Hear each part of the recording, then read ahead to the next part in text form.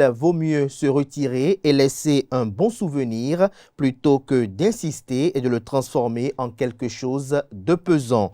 On ne perd pas ce qu'on n'a jamais eu, on ne garde jamais ce qui n'est pas à nous et on ne doit pas s'accrocher à ce qui ne veut pas rester. Bonjour à toutes et à tous, bienvenue sur Free Matin. À suivre d'un instant à l'autre, la une des journaux, le bulletin matinal d'information, la page des sports, la définition du jour, la rubrique trucs et astuces et les prévisions astrologiques. Juste après l'instant pub sur Free Matin, on se retrouve pour parcourir ensemble les unes de ce jeudi matin.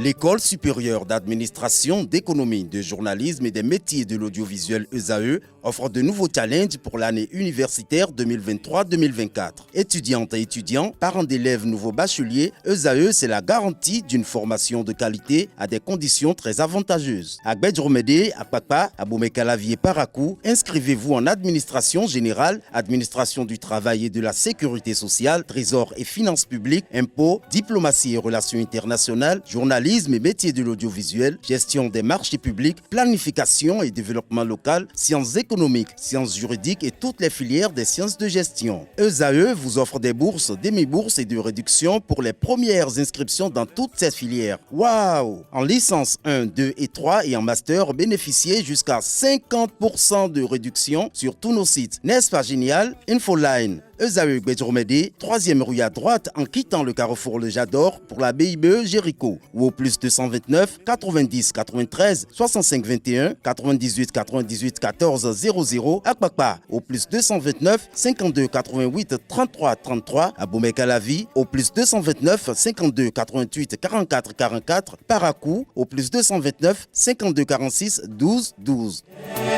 ESAE, l'excellence à un an.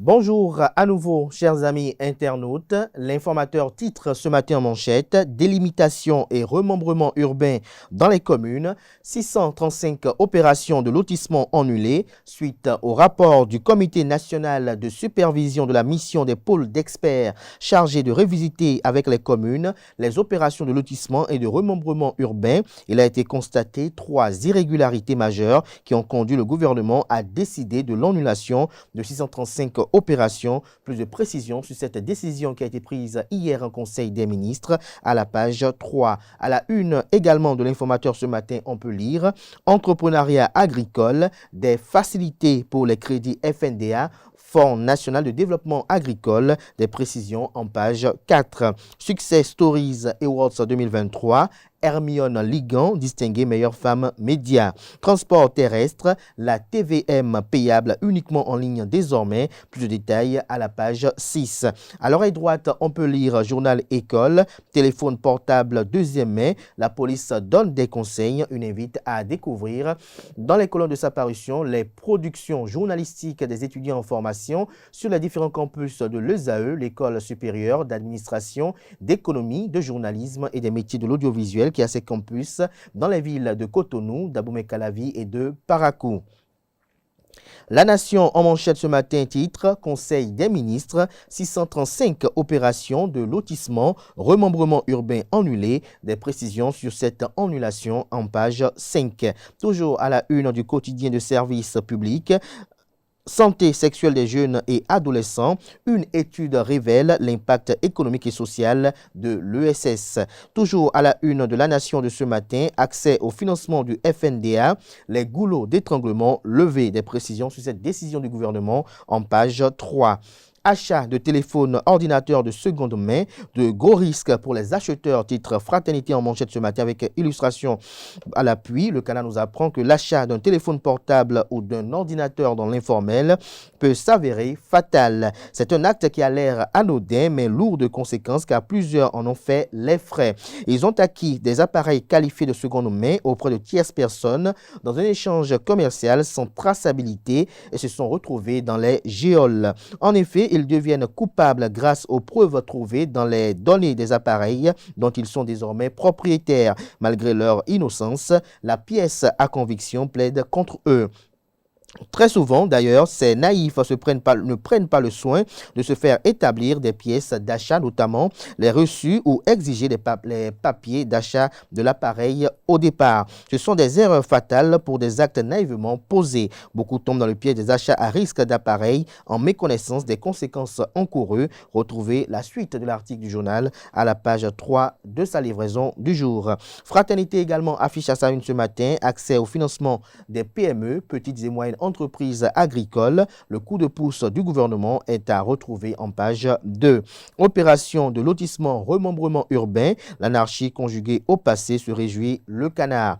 Le matinal nous apprend que dans le cadre de la lutte contre la sortie frauduleuse du soja, un militaire a été tué à Kobli. Une traque contre la sortie frauduleuse de soja a provoqué un affrontement entre les forces de défense et de sécurité et les populations du village de Datori dans la commune de Kobli le mardi 5 décembre dernier. Selon les explications de Séraphin Nambima, maire de la commune de Kobli, il s'agit d'un paysan qui revenait du champ avec un sac de soja sur sa moto. Retrouvez la suite du récit du journal à la page 8 de sa parution de ce matin. Toujours à la une de le matinal de ce matin, trafic de stupéfiants. 30 kg de chanvre indien interceptés. Des détails sur cette saisine à la page 2 de l'apparition du matin du journal qui communique à sa une transport terrestre, la TVM payable exclusivement en ligne, la nouvelle plateforme dévoilée. Matin libre en manchette, un militaire lynché à mort à Kobli. Le problème soja reste entier, titre le journal. Retrouvez son article à la page 2. Toujours à la une de Matin libre de ce matin, changement climatique, la COP 28 à Dubaï, un fonds pour pertes et dommagements créés, l'article en page 3. Le Béninois libéré, construction de la cité ministérielle à Cotonou. Le ministre d'État Ablaye Tchani séduit par l'état d'avancement des travaux, nous rapporte le journal. Affrontement dans le département de l'Atakora, un militaire perd la vie dans une course-poursuite de soja à Kobli. Toujours à la une de Le Béninois libéré de ce matin, vie carcérale, Ricky Amadougou toujours privé de ces choses. L'Indépendant ce matin en manchette se réjouit. Le débat citoyen, le paiement des impôts en toute transparence. La photo du directeur général des impôts, Nicolas Yenoussi, est mise à la une pour illustrer le titre. L'article, quant à lui, est à retrouver à la page 3. Toujours à la une de l'Indépendant de ce matin, maillot d'amitié en coopération bénino-nigériane, Patrice Talon gagne des étoiles. En illustration, une photo de Patrice Talon et de Bola Ahmed Tinubu. Toujours à la une de l'Indépendant de ce matin, travaux de recherche sur l'armée béninoise. Fiacre Vidien-Inou décroche en France son doctorat en sociologie militaire. Jupiter ce matin en manchette, mélange de riz et haricots, un piège à éviter avec Atassi. Le journal fait savoir que l'Atassi, également appelé Waché, est une délicieuse spécialité culinaire originaire du Bénin du Togo, concoctée à base de riz et de haricots. Apprécié par de nombreux amateurs de cuisine, ce plat suscite toutefois des débats quant à ses accompagnements et à sa méthode de préparation. Explorez ci-dessous les erreurs à éviter lors de la préparation ou de la dégustation de l'Atassi afin de savourer au mieux cette spécialité culinaire. L'article est à retrouver à la page 3. Toujours à la une de Jupiter de ce matin, cadastre national, la sécurisation de Cotonou-Est amorcée, des précisions en page 2. Le matin, ce matin à la une, Assemblée nationale, balai de questions orales ou d'actualité ce jour, plusieurs dossiers dont celui des aspirants au métier de l'enseignement, des précisions à la page 3. Toujours à la une de Le Matin de ce matin, mise en place du plan de cadastre au profit des arrondissements de Cotonou, la NDF, l'Agence nationale du domaine du foncier, appelle les populations concernées à une participation active. L'événement du jour à présent, cadre de vie au Bénin, le gouvernement annule 635 opérations de lotissement. Cité ministérielle à Cotonou, les travaux de construction exécutés à 90%. Le ministre d'État Ablaye Tchani satisfait de l'avancement des travaux. Le Télégramme ce matin à sa une, cour de justice de la CEDEAO, le Bénin condamné à payer 20 millions de francs CFA au Nigérian Sondei Igboro. Toujours à la une de Le Télégramme de ce matin, passation de service à la direction générale de la météo Bénin, Didier Kakpa, le nouveau directeur général installé dans ses fonctions, qui est Didier Kakpa, lire son parcours académique et professionnel dans les colonnes de la parution ce matin du quotidien. À l'oreille droite, on peut lire lutte contre le trafic de stupéfiants, 30 kg de chanvre indien saisis au poste de péage de Quédécois. La boussole ce matin à sa une pour des raisons de convenance personnelle. Romaric Sauton quitte l'Union progressiste Le Renouveau pour une destination non encore révélée. Le quotidien Les 4 vérités ce matin à sa une, lancement hier de la deuxième session de l'année 2023 du médiateur de la République. Plus d'une soixantaine de dossiers à l'ordre du jour, des précisions à la page 3. Patrice Talon du Bénin chez Bola Ahmed Tinubu du Nigeria hier mercredi, 43 produits autorisés d'entrer sur le territoire nigérian. Toujours à la une de Les 4 vérités de ce matin. Le franc CFA peut-il être indépendant et s'intégrer à l'éco? Le professeur Mamadou Koulibaly explique et donne des pistes de réflexion. L'Ansalbe recadre les débats autour de la problématique. Des précisions sur cette assise de grande envergure dans les colonnes de la parution du matin du journal. L'Ansalbe, il s'agit bel et bien de l'Académie nationale des sciences, arts et lettres du Bénin. Le quotidien La Primeur titre ce matin à sa une. Institut parlementaire du Bénin, IPAB, activité de 2023, exécution du plan stratégique 2022-2026 et plan de travail annuel PTA 2024 en évaluation. Des précisions dans les colonnes de sa livraison du jour. La fille du jour ce matin en manchette communique politique. Romaric Sauton tourne dos à l'Union progressiste Le Renouveau. Des précisions dans les colonnes de sa parution de ce matin. Élection générale de 2026, un tournant décisif pour le Bénin révélé, nous apprend la tribune de la capitale. Toujours à la une du Canard ce matin, conseil des ministres de cette semaine. 5 nominations au ministère de l'enseignement secondaire. D'Abaro ce matin en manchette. Incendie dans un entrepôt d'essence de contrebande à Sémécraqué.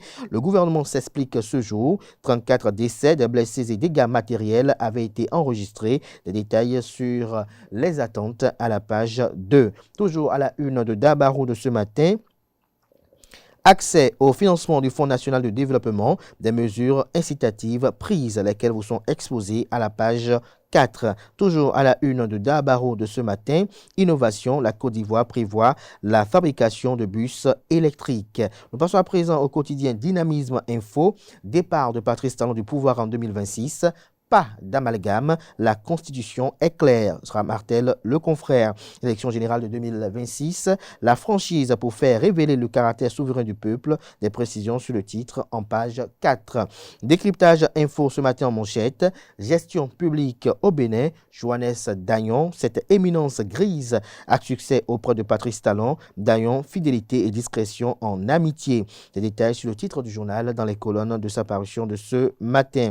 Nous passons à présent à l'hebdomadaire satirique et humoristique paraissant à Cotonou, le déchaîné du jeudi, qui publie cette semaine 2023 les agodiers de la toile. Vous avez Stéphanie Moncho, Ciara, Madame Actu, Shadi Store, Axel Frida, Journal de Tola, vous avez Fridaus, vous avez Yenalia et Edwige Lafolle, sans oublier Maman Dilara. C'est cette note d'humour que prend un terme la une des journaux de ce jeudi matin. Merci pour l'attention, chers amis internautes à présent. J'installe le chroniqueur du bulletin matinal d'information, notamment le présentateur, à la personne d'Anaël Dou.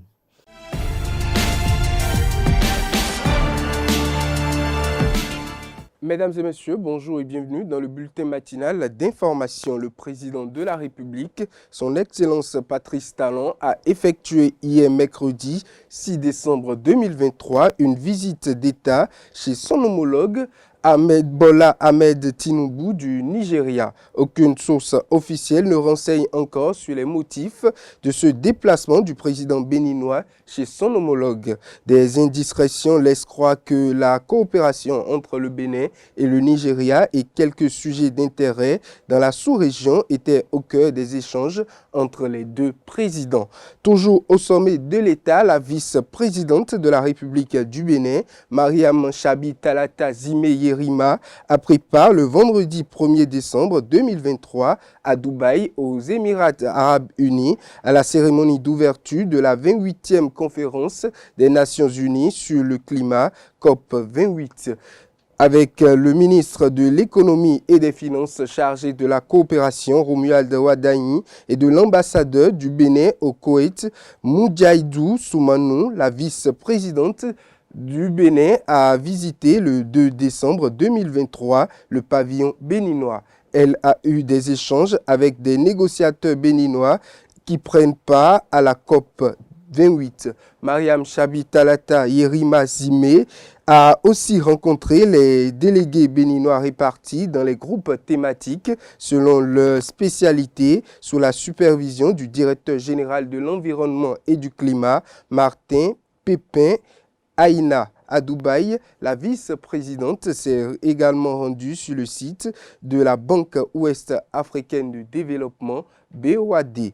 Autre information, la cérémonie officielle de lancement de la signature de contrat de travail par les bénéficiaires du programme de perfectionnement, de reconversion et de requalification des demandeurs d'emploi s'est déroulée le mardi 5 décembre 2023 dans un hôtel de la place, fruit du partenariat entre l'Agence nationale pour l'emploi et l'organisation ZELEUS. C'était en présence notamment du directeur général de l'ANPE, de quelques honorables députés et d'une délégation de ZELEUS. Le reportage avec Nosrine Fatombi. Je déclare lancer la signature de contrat de travail par les bénéficiaires du programme de perfectionnement, de reconversion et de requalification des demandeurs d'emploi. Ils sont au total 11 jeunes béninois à décrocher un contrat de travail dans des entreprises américaines grâce au programme de perfectionnement, de reconversion et de requalification des demandeurs d'emploi de l'Agence nationale pour l'emploi en partenariat avec ZELEUS. Une première phase de signature de contrat qui précède plusieurs autres. Nous n'avons que commencé. Nous avons la signature de 11. Nous espérons en faire la signature de 200 avant la fin de l'année. Et l'année prochaine, nous comptons travailler sur mettre 11 800 l'année prochaine jusqu'à 500 000 les 4 prochaines années. Nous travaillons à mettre en relation 500 000 diplômés des universités du Bénin en relation avec l'emploi à l'international. Pour les autorités béninoises, cette concrétisation du programme est le fruit du travail acharné des bénéficiaires qu'ils saluent. Nous sommes persuadés que vous allez mettre tout votre engagement, toute votre connaissance, tout ce que vous avez en vous pour passer avec succès les interviews et décrocher également les contrats. Moi, je veux 200 sur 200. Travailler bien, montrer que les Béninois sont sérieux, de manière à ce que toutes les entreprises américaines, lorsqu'ils demandent du personnel en Afrique, ils ne citent que le Bénin. Ce sera grâce à vous. Les premiers qui vont décrocher les contrats, si vous le faites bien, vous montrez votre sérieux, votre capacité à la résilience, à l'adaptation, à fournir les résultats, à l'efficacité. Si vous le faites, vous allez faire en sorte que des milliers, des millions de Béninois pourront être préférés à d'autres nationalités. Et je voudrais compter sur vous pour pouvoir, surtout les premiers, démontrer que les entreprises ne se sont pas trompées en vous choisissant. Depuis le Bénin, ces jeunes vont servir dans des entreprises américaines pour valoriser le talent béninois, une tâche pour laquelle ils sont très enthousiastes. Je suis très heureuse et satisfaite de ce parcours que nous avons effectué depuis des mois déjà. C'est vrai, ça n'a pas été facile et il fallait relever à chaque fois des défis. Et si je suis ici aujourd'hui, je me sens vraiment fière du travail que j'ai pu effectuer aussi avec mes collègues qui ont été sélectionnés. Nous nous rendons compte que nous n'avons pas tout fini, qu'il y a vraiment un grand défi qu'il faut relever. Et je pense qu'avec les autres aussi, nous sommes vraiment aptes à pouvoir aller jusqu'au bout, montrer que les jeunes béninois sont capables d'aller très loin et ne pas décourager la nation et de par notre travail également, inciter les jeunes qui sont derrière nous à prendre des exemples et à aller aussi de l'avant. L'ANPE et ZELEUS entendent travailler davantage pour que ce programme impacte les 500 000 jeunes d'ici l'horizon 2025. L'Institut des artisans de justice et de paix Champ d'Oiseau, IAJPCO, a organisé son symposium annuel basé sur le thème « Droits socio-économiques en démocratie et respect du bien public » du 1er au 2 décembre 2023. Ces travaux ont connu la participation de hautes personnalités et d'un public public composé de toutes les couches sociales. Le reportage avec nos reporters. Droits socio-économiques en démocratie et respect du bien public. C'est le terme du symposium annuel de l'Institut des artisans de justice et de paix, Chant d'Oiseau, IAJPCO. Fidèle à son engagement d'œuvrer pour la démocratie et la consolidation de la paix au Bénin, l'IAJPCO a instauré cette activité pour nourrir davantage les réflexions pour un développement et une démocratie durable dans le respect des biens publics. Ceci vient boucler plusieurs mois de travaux. La marche engagée par l'IAJPCO arrive inexorablement à destination après avoir cherché durant 9 mois, le temps de la maturité de la naissance, à promouvoir une démocratie au service du développement dans le respect des droits humains et la consolidation de la paix. Et cet épilogue se dessine admirablement dans le thème de ce symposium qui, loin de sceller la réflexion, l'ouvre plutôt sur de nouveaux horizons avec à la clé une éminente réflexion sur les droits socio-économiques en démocratie et le respect du bien. Si le capitalisme est fonctionnellement lié aux structures démocratiques, il revient à l'amarture des droits socio-économiques dans leur production et manifestation, de concilier capitalisme prudent et démocratie, afin que le premier ne soit pas violent et que le second soit à visage humain. Le déploiement des droits socio-économiques se trouve également en rapport avec le bien public. Ce rapport devrait encourager l'entretien concret et le respect du bien commun.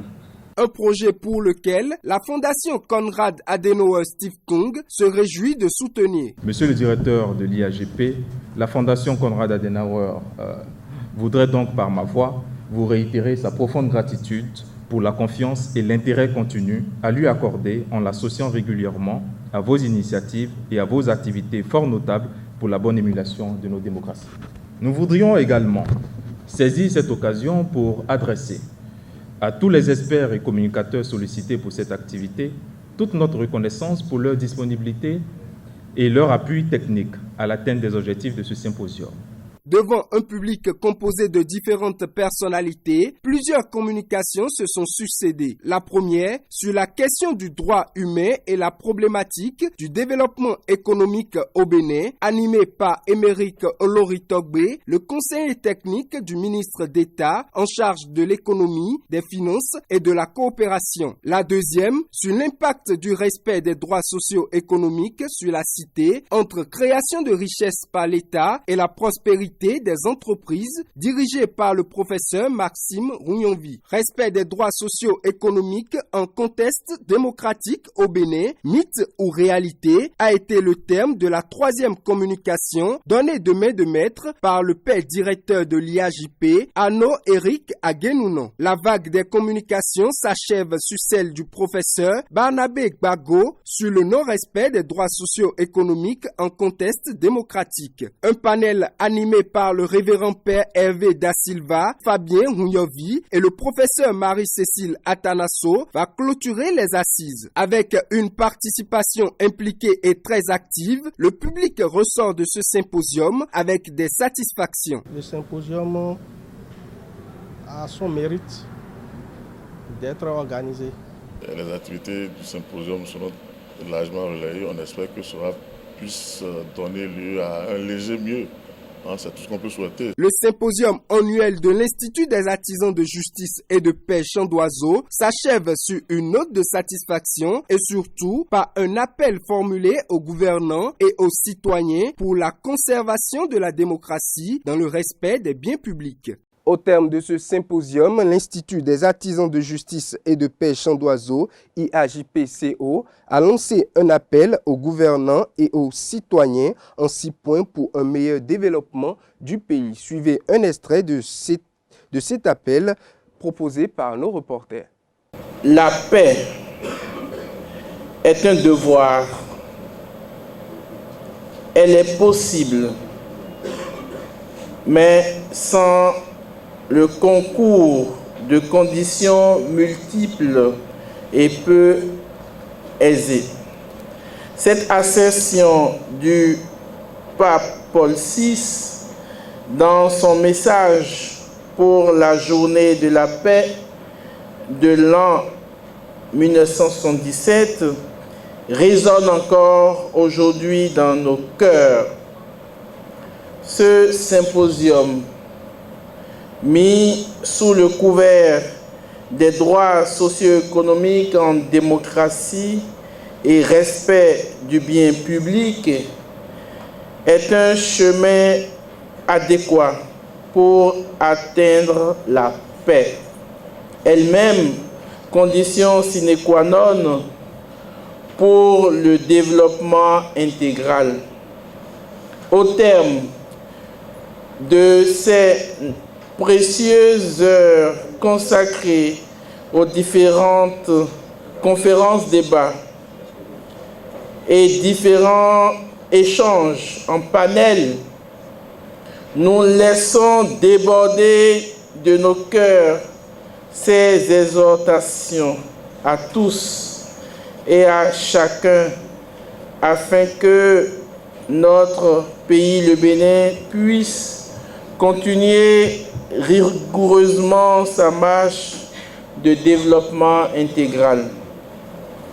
Les spécialistes de la science économique, les agents de ce secteur et les responsables politiques doivent ressentir l'urgence de repenser l'économie en considérant d'une part la pauvreté matérielle dramatique de personnes et d'autre part le fait que les structures économiques, sociales et culturelles d'aujourd'hui ont du mal à prendre en compte les exigences d'un développement authentique. Les exigences légitimes de l'efficacité économique devront être mieux harmonisées avec celles de la participation politique et de la justice sociale. Concrètement, cela signifie imprégner de solidarité les réseaux des interdépendances économiques, politiques et sociales que tendent à accroître les processus de mondialisation en cours.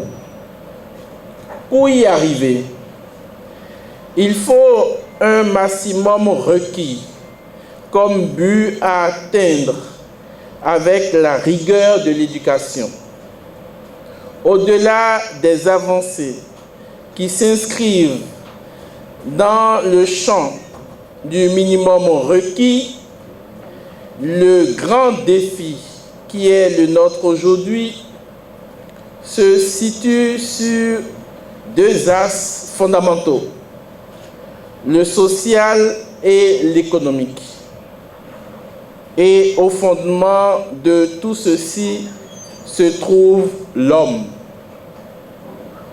Cet appel s'articule autour de quelques points.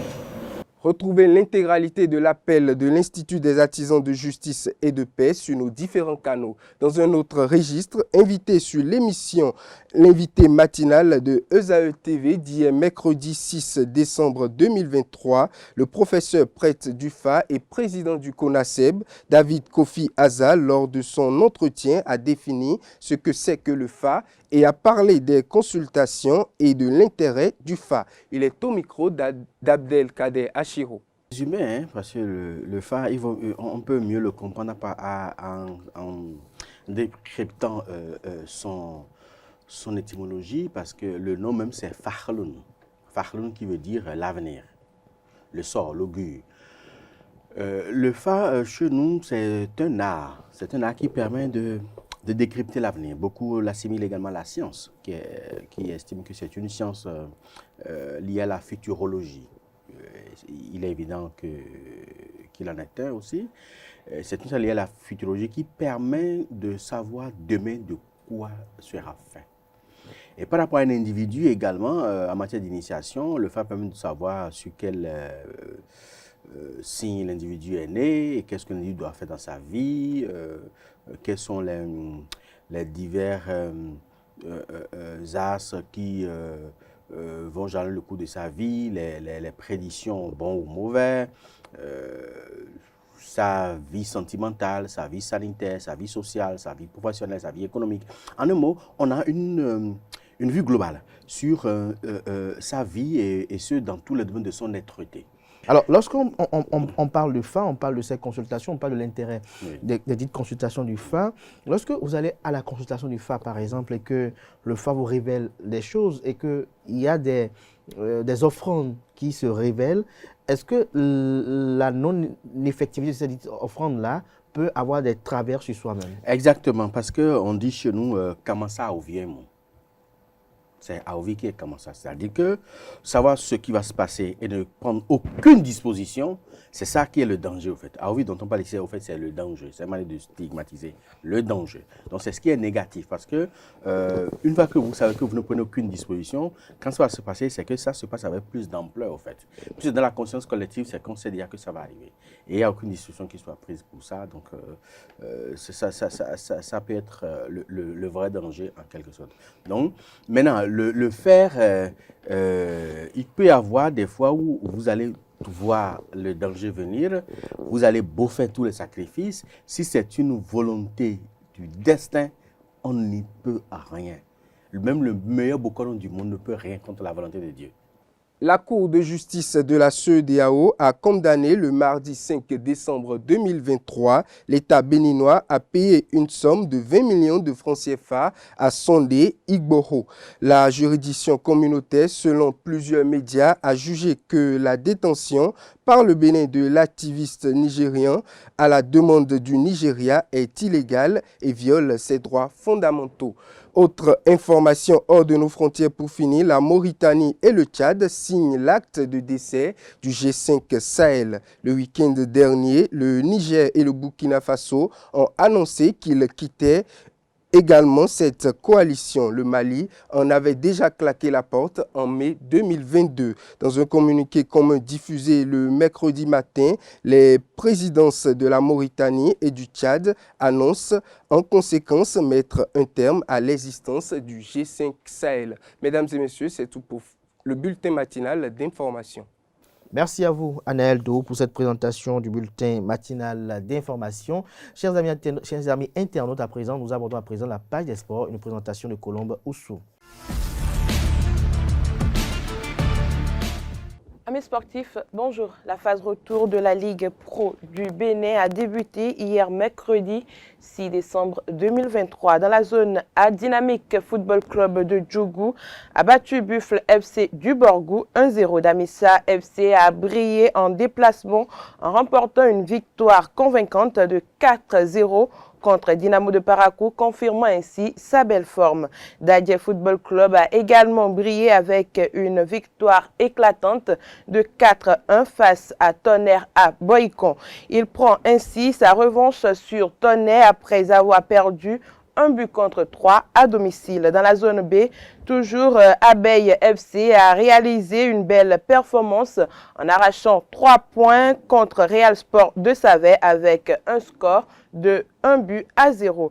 Le même score a marqué la victoire de l'Autopopo contre Dynamo d'Abomey. On note également le réveil des Dragons qui ont remporté leur match contre la JSO avec un score de 2-0. Dans la zone C, Aziza FC, bon dernier avec 0 victoire en 8 matchs, a battu le leader Aspac 1-0. Le match le plus prolifique de cette journée est Jacques AO. Au total, 10 buts ont été marqués dans cette rencontre. La Jacques a remporté le match avec un score de 6-4 face à Avrancourt Omnisport, un record en Ligue Pro depuis sa création. 6 pénaltys ont été sifflés sur l'ensemble de la journée. Sur les 6, 4 sont ratés. Autre information, la première édition des Jeux de l'Association des comités nationaux olympiques d'Afrique ACNOA de la zone 3 se poursuivent en terre togolaise. Pour ce qui est de la deuxième journée de cette compétition, les Amazones handballeuses n'ont pu créer la sensation après leur défaite lors de la première journée face à la Côte d'Ivoire, 21 contre 35 buts. Le Bénin a enregistré sa deuxième défaite de suite en autant de matchs.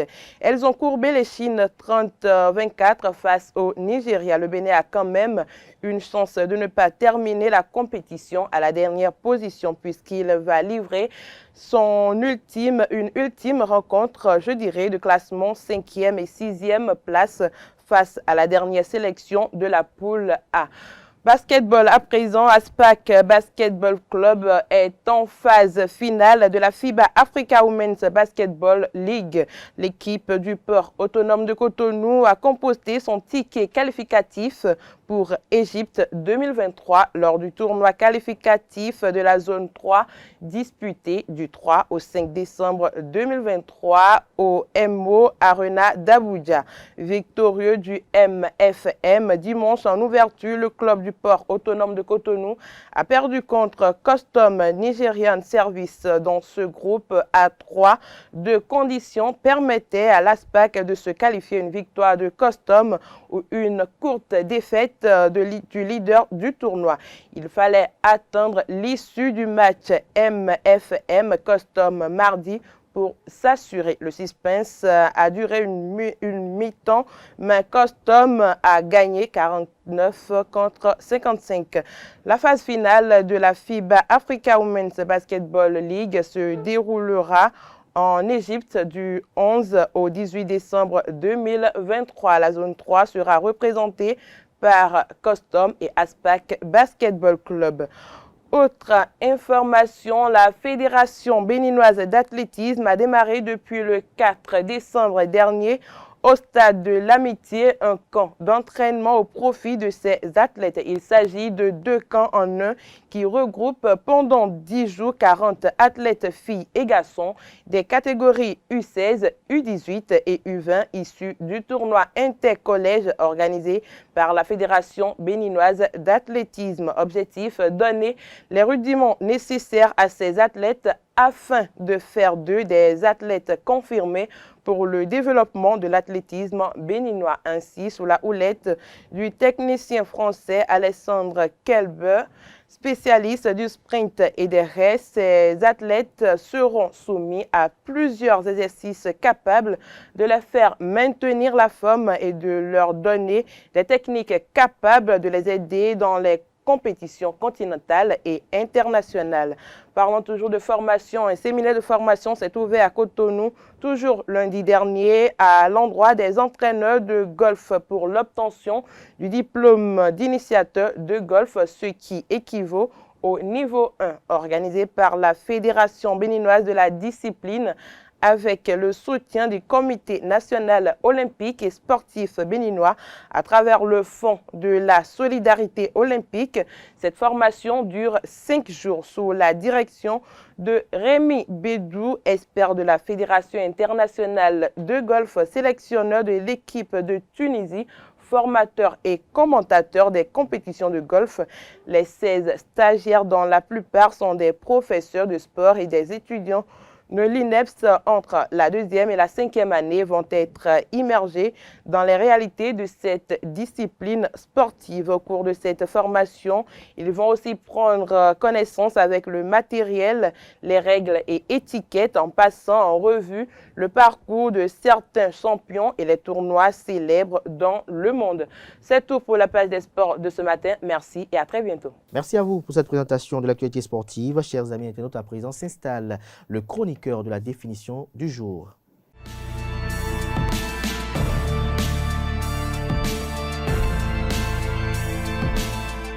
Ouvrir la boîte de Pandore. Bonjour, amis internautes, c'est une expression qui signifie que l'on déclenche involontairement une série de problèmes et de conséquences négatives à partir d'une action. Cette idée vient d'un mythe grec où Pandore, la première femme, ouvre une boîte interdite, libérant ainsi tous les maux sur le monde. Aujourd'hui, l'expression est utilisée pour décrire des situations où l'on crée des ennuis sans le vouloir. L'origine de l'expression « ouvrir la boîte de Pandore » remonte à la mythologie grecque. Pandore était la première femme sur terre créée par les dieux pour punir l'humanité. Les dieux lui offrirent une boîte mystérieuse en lui interdisant de l'ouvrir. Mais vous connaissez les femmes et leur curiosité. Poussée par cette curiosité, elle n'a pas résisté et elle a ouvert la boîte, libérant ainsi tous les maux et malheurs sur le monde. Cette histoire est souvent considérée comme une allégorie sur la curiosité humaine et ses conséquences imprévues. Lorsque quelqu'un ouvre la boîte de Pandore, il déclenche une cascade d'événements négatifs et de problèmes inattendus. L'expression est couramment utilisée pour décrire des situations où une action simple et apparemment inoffensive peut entraîner de graves conséquences. Voilà, en résumé, amis internautes, il faut comprendre que l'expression « ouvrir la boîte de Pandore » puise ses racines dans un mythe grec et symbolise les dangers de la curiosité imprudente. Aujourd'hui, elle sert à mettre en garde contre les répercussions potentiellement désastreuses de certaines actions et rappelle que les conséquences d'un choix peuvent être bien plus vastes que ce que l'on pourrait imaginer. Et voilà, c'est tout pour aujourd'hui. Tâchez de ne pas ouvrir la boîte de Pandore. Merci Quentin Amoussou pour cette présentation assez instructive. À présent, j'installe Atifa Olafa pour les trucs et astuces.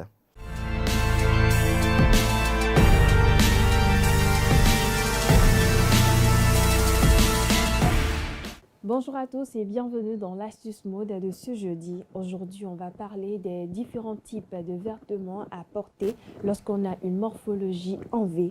Je le disais hier, à chaque morphologie correspondent des coupes, des pièces et des matières de prédilection. Comme toujours lorsqu'il s'agit de silhouettes, l'idée c'est de maintenir la forme et chercher l'harmonie. La morphologie en V, dite aussi pyramide inversée, se caractérise par des épaules plus larges que les hanches. Comme l'expression taillée en V le suggère, cette morphologie est généralement associée à celle des athlètes et des sportives. La morphologie en V chez les femmes est plus facile à habiller que chez les hommes. Il va falloir donc créer une impression de volume à partir des hanches. Parmi les vêtements qui mettent en valeur une morphologie en V, il y a les pantalons 7/8e, les mini-jupes ou culottes taille basse, les tops cache-cœur, les jeans flards et les robes droites.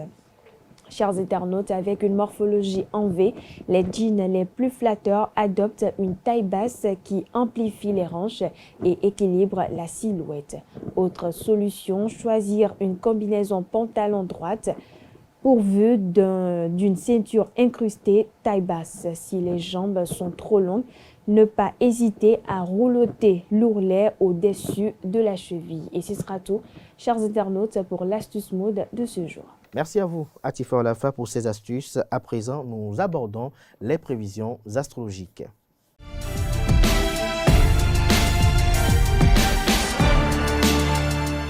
Mesdames et messieurs, bonjour et bienvenue dans l'horoscope du jour. Bélier, la journée est idéale pour renouer un lien, reprendre le contact avec une personne qui a pu vous faire souffrir. Taureau, ça se passe bien en solo et au calme aujourd'hui.